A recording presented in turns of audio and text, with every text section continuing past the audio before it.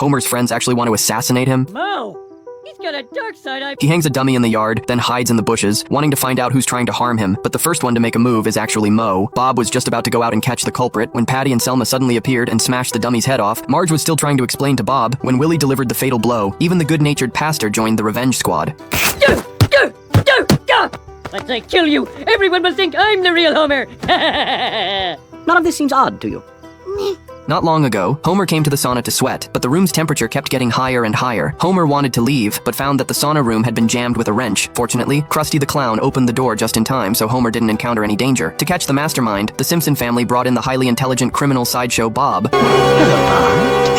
Sideshow Bob! Oh, come now, we've been through so much together. Just call me Bob. He made a fake Homer and placed it in the yard, wanting to draw out the killer. But things developed somewhat differently than he imagined. Homer never expected that his friends all wanted to kill him. Homer came to the tavern to drown his sorrows, but was once again targeted for assassination by the killer. Oh my god, he's getting closer! The terrified Homer could only hide back at home. For several days in a row, they couldn't find any clues about the killer. Bob could only suggest that Homer hide first. This way he could at least stay away from danger. But a group of people in bizarre costumes suddenly barged into the Simpson house. They announced that Homer had been selected to be the king of this carnival. But the carnival king must sit on the float and parade all day long.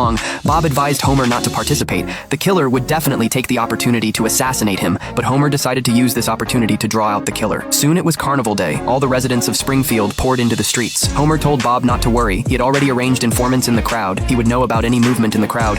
So, you're from Tempe? I'm from Chicago. Whoa, I'm so drunk. I'm gonna puke. You ever get that feeling, beautiful? But Bob sensed something was wrong. The float was clearly moving, but they couldn't hear any engine sound, the chief told Bob. Before the parade started, a mechanic adjusted the vehicle, but Bob suddenly realized something was wrong.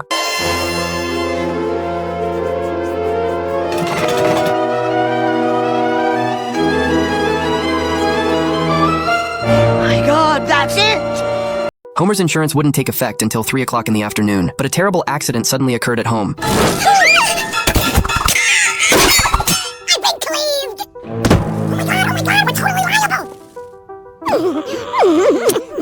Oh yeah. Because Homer had bought himself an insurance policy, every time he got injured, not only could he receive free medical treatment, but it could also bring a considerable income to the family. But Marge suddenly discovered that the insurance was about to expire. She put the policy renewal into an envelope and reminded Homer to make sure he remembered to mail it on time. Homer readily agreed, but as soon as he turned around, he completely forgot about it. When he saw the letter again, he found that the insurance had already expired for 2 weeks. Now he had to be extremely careful, otherwise he would need to pay a large sum for medical expenses. He rushed quickly to the insurance company and dropped the envelope directly into the mailbox, only to find that the notice stated the insurance wouldn't take effect until 3 o'clock in the afternoon. So, before the insurance took effect, he had to ensure he wouldn't suffer any harm. But at that moment, a flower pot fell down and hit him on the head, leaving a big bump. No, you don't!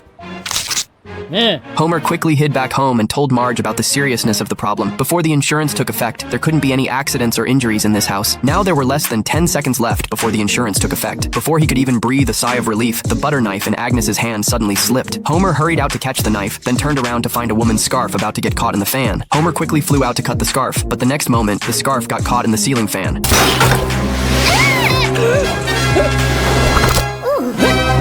Seeing that the time was almost 3 o'clock, before Homer could feel happy, the knife in his hand flew into the cannon barrel. Marge instinctively pulled the switch and the butter knife immediately shot out. Oh, Mr. Burns! Why do terrible things always happen to wonderful people at 3:01 p.m., which for the record is the correct time?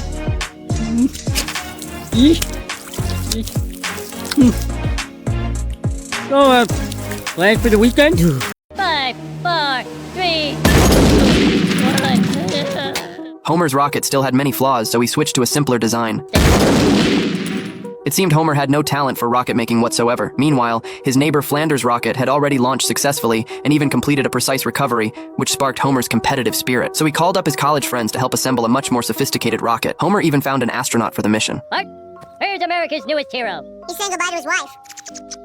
Once everything was ready, a hamster entered the cockpit. The initial stage of the rocket launch went very well, but later it veered off course. Homer called to the hamster, hoping it could take manual control, but the hamster only wanted to survive. The rocket headed straight for the church. Homer even fantasized about shooting it down. But Springfield's church was burned to the ground. The devout parishioners gathered together to discuss rebuilding the church, but the biggest obstacle was lack of funds. At that moment, a demon appeared. It was the wealthy Mr. Burns. He was willing to pay for the church's restoration, provided they changed their operating model. With no other choice, the believers compromised. After capital investment, the church construction proceeded rapidly and could open for business within 3 weeks.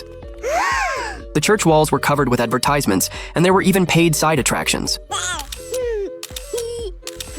The hard wooden pews were replaced with electric massage chairs. Even during the pastor's sermons, numerous advertisements were embedded throughout. That's it!